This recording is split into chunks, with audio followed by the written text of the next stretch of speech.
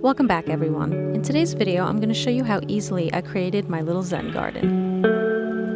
I found this pretty glass bowl at Dollar Tree. Then I took some white and black sand, you can find various colors at Dollar Tree but I only purchased the black sand from there, and layered it into the bowl. You can use just one color or several, it's completely up to you.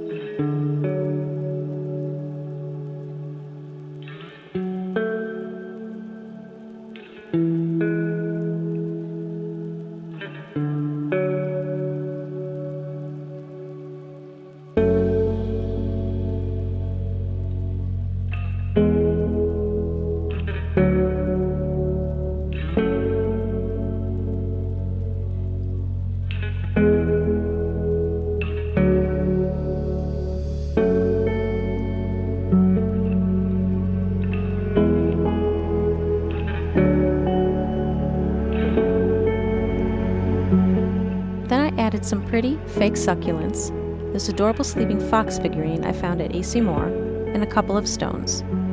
You can dress this up however you like, using things that bring you peace or simply make you happy. I also purchased this little rake you can find in the dollhouse sections of your local craft stores, which worked perfectly to draw the designs in the sand.